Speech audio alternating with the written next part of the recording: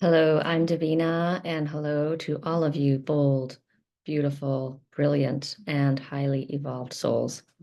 Today's topic is codependency versus healthy interdependency. So, in a healthy interdependent relationship, um, the key kind of thing is that you feel free. You feel free to leave at any time. You could walk out the door of that relationship or job or whatever situation it is at any time.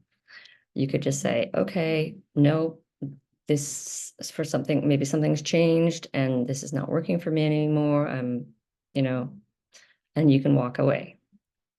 Um, so this is key. This is the freedom of being, able to be dependent on each other, but then also be free to be independent.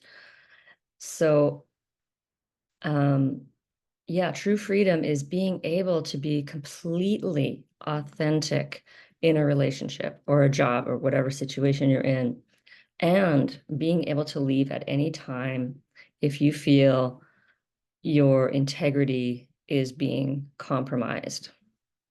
So, in a healthy interdependent relationship, you will see both people having full authenticity and integrity. They have strong, clear boundaries. They have no fear of abandonment, which means they're okay if you leave and they're okay to leave. And and there's a balance. There's a balance of give and take. So that it's not just one person pleasing the other. And, this is how you commonly get the empath and the narcissist who like are drawn together like magnets because the narcissist takes, and the empath will give. So, but in a healthy interdependent relationship, you have that equal balance. You feel like there's like a healthy balance, like both people are receiving and in equal amounts, and no one is doing more work in the relationship than the other. There's, that may not be perfect every day, but over time, it seems like there's a general balance. So on the other hand, if you have a codependent relationship, this is ruled by shame. And of course, a codependent relationship um, starts in our childhood. That's where it is rooted from, because we became really codependent with our parents because they didn't give us that unconditional love, and without unconditional love, we develop shame and fear of abandonment. So that is the core of, that is the core of trauma, the the shame and the fear of abandonment.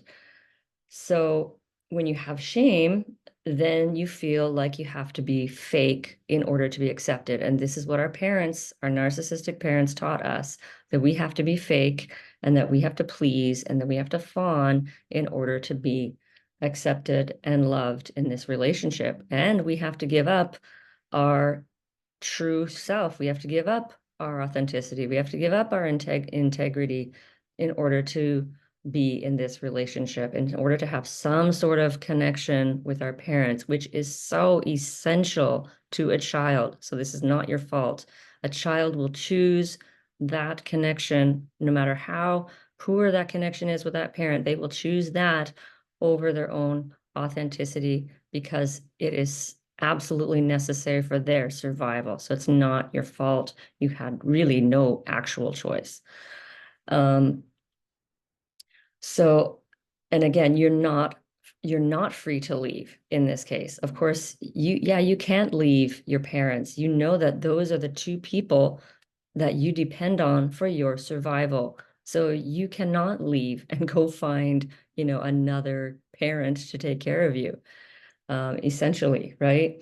So this again transfers up into our adulthood, and we feel in other relationships this fear of abandonment and shame carries on, and the need to please, and this sense that I can't leave this relationship. if I leave this relationship, I am going to die. And it's literally that feeling of I'm going to die if I leave this relationship. I felt this extremely when I left my husband. It was very strong. I thought I was literally going to die without him. And that, of course, yeah, this goes right back to our childhood when we feel we can't leave, we will die. So, yeah, we feel like we can't leave. There won't be someone else. There won't be another job. No one else will accept us as we are. We have to continue being fake. Um, and then if we go to another relationship, we might, yeah, again, not be authentic. And this is what I've learned through my many nanny jobs. Um, the power of leaving is so incredibly strong. I'll go back into that in a minute. So the key factors of a codependent relationship are, well, obviously everything opposite.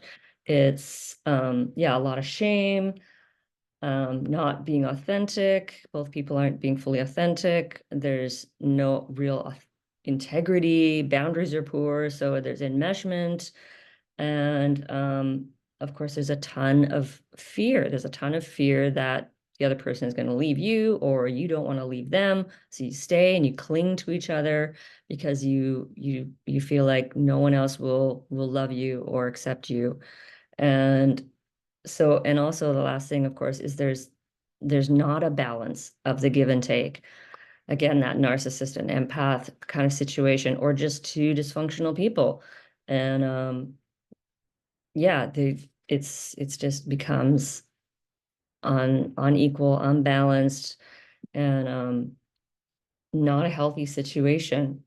So just to share a little bit of my own experience with this, yeah, like I realized just the day my last day of work, the last hour, I'd never felt more free. You know, I was into the last hour of my day, of my time with this family, and finally the terror of abandonment was really, really diminished, almost not quite to zero, but I really felt like, wow, it was like a load off. And suddenly just that expansiveness started to come. And I was like standing in the park going, I'd never felt this wonderful, you know. And I had to leave the job to feel that freedom. Because when I'm in the job, I'm just being fake me, right? Um, yeah, and I'd experienced this at other times as well. There was another boy I took care of, and it was my last day of the job. And suddenly I was like, oh my God, my shame has just gone whew, like way down, you know? And I felt like I could be more authentic. And it's pain. It was so painful because, like, this is my last day. I had to wait until my last day to feel this kind of authenticity. It's very painful, but also an eye opener. Um, yeah, it's just really, even when I'd given my notice at this job, I gave them a full month notice. So I still had 4 weeks there. And in that time, I noticed that my fawning went way down. You know, I was then, I just felt like, oh, I don't care. You know, I still cared actually. You know, even on my last day, I was still tempted to fawn. That's how strong this conditioning is. You know, on the last day, I'm like, oh, I got to get their laundry done. You know, like, it was my last day. I could have done nothing, you know. But I say that with compassion to myself, because yeah, the fawn response is like, I don't know, it's like something is just gripping you. You just like, it's incredibly, incredibly strong. Um, but yeah, like, you know, in my last month there, like I was just like taking my break. I would just like put the child to bed and I would take a full like half an hour or more, just resting, meditating. And I was doing less of the housework and I really like just pulled back and I wasn't obsessing about the parents all the time anymore. And I was just like, whoa, you know, um, I don't know where my journey is going, but anyway, just wanted to share that with you. Healthy, interdependent relationships versus the codependency. This takes a lot of time to heal, years and years. I think really when I look back, my my codependency started to, fall away probably in my late 30s. That was just the very, very beginning of it. And I'm now in my early 50s. So it takes a lot of time to unravel, heal the body, heal the mind, the brain. Everything needs to be you know, recalibrated. And it's a ton of work. But it is possible to get more healed, more and more healed, more and more free, more and more peaceful, more and more centered in yourself. So hang in there. As always, wishing you many blessings on your journey of healing and awakening. And I'm Davina at Boldness Blooming. Thank you all for being here and for watching. It really means so much to me to hear your comments, and yeah, keeps me inspired. So thank you so much.